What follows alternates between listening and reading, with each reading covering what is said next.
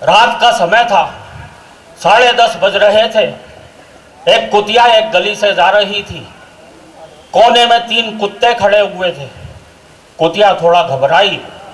उन कुत्तों में से एक कुत्ता बोला, बहन जी आराम से निकल जाओ, हम कुत्ते हैं, आदमी नहीं। हुआ क्या कि मेरे मोहल्ले में एक वाटर टैंक बना। अच्छा। उसका उद्घाटन करने जो नेताजी आए, उन्होंने क्या भाषण दिया। बोले, भाइयों ये जो आप वाटर टैंक देख रहे हैं, इसमें वाटर भरा जाएगा। टैंक तो हमारी फौज में भी होते हैं, पर उसमें वाटर नहीं भरा जाता। वाटर यानी पानी। जैसे नई बात बता रहे हैं। पानी 2 प्रकार का होता है, एक साफ पानी, एक गंदा पानी। गंदे पानी में कमल खिलता है। कमल का एक फूल होता है। फूल तो गुलाब का भी होता है। गुलाब के फूल से गुलकंद बनता है। गुलकंद पेट साफ करता है।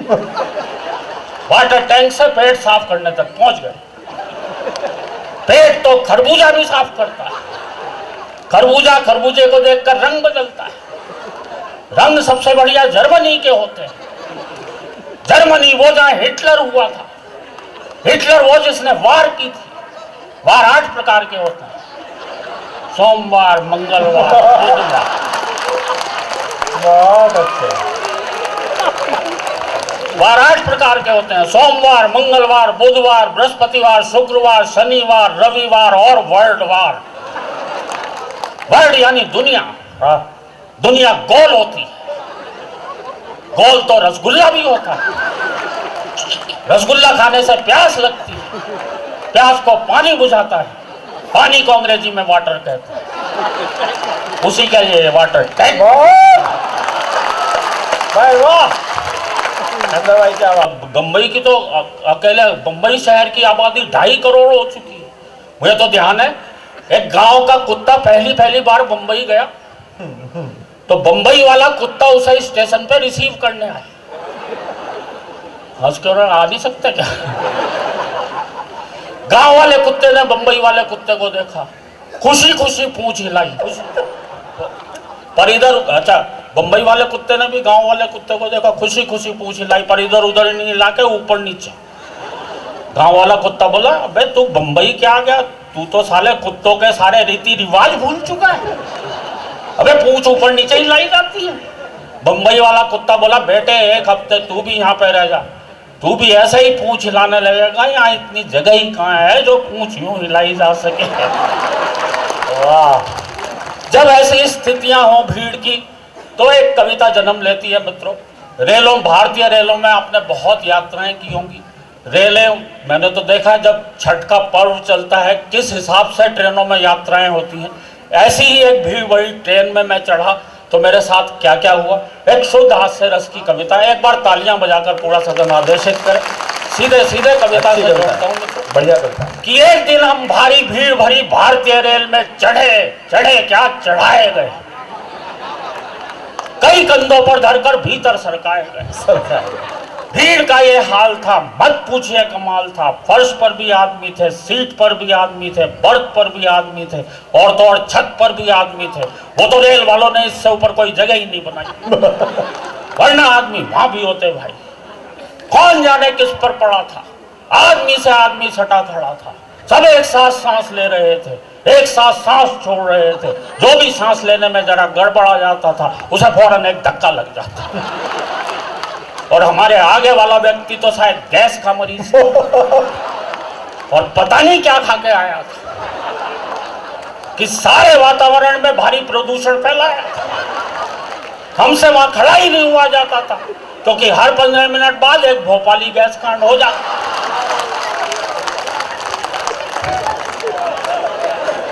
हमारे बगल वाली महिला का बच्चा रो रहा था और पीठ हमारी थपथपाई जा रही थी, और इतनी जोर जोर से थपथपाई जा रही थी कि हमें भी रुलाई आ रही थी। एक व्यक्ति ऊपर बैठा हुआ मूंगफली चबा रहा था, और छिलके धीरे धीरे हमारे कान को कूड़ेदान समझ के उसमें सरका रहा। मूंगफली तक तो मैं चुप था भाई, पर जैसे ही उसने सिगरेट सुलगाई, मैंने अपना सर वहां से फौरन हटा लिया भाई, कहीं मेरे गंजे सिर पे ही नहीं बुझा दे। मेरे पीछे वाले व्यक्ति ने शायद न्यूटन का गुरुत्वाकर्षण का सिद्धांत ही नहीं पढ़ा था, इसलिए अपना पूरा का पूरा संदूक अपने सिर पर ही लिए खड़ा था। हमारे बगल वाले दूसरे व्यक्ति ने शायद न्यूटन को कुछ ज्यादा पढ़ रखा था, इसलिए आधा संदूक हमारे कंधे पर ले रखा।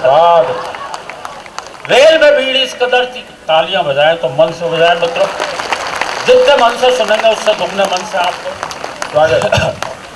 रेल में भीड़ इस कदर थी भाई कि हाथ को मुंह तक भी नहीं दे रहा था दिखाई। मुझे तो तब बड़ी हंसी आई जब एक व्यक्ति ने अपनी बीड़ी मेरे मुंह में लगाई। पहले गज का धुआं मैंने उड़ाया, दूसरे गज का धुआं किसी और ने उड़ाया। उस व्यक्ति का जलता रहा बहुत जी, क्योंकि उसकी सारी की सारी बीड़ी औरों ने ही पी। एक भद्र महिला ने तो हद ही कर दी जब उसने अपने बच्चे की दूध की बोतल ही मेरे मुंह में धरी। एक व्यक्ति ऊपर सामान रखने की जगह पर ही सो रहा था, राम जाने कैसे सपनों में खो रहा था। हर 2-4 मिनट बाद अपना हाथ नीचे गिरा देता था और बड़े प्यार से हमारे गंदे सिर पे फैला देता था।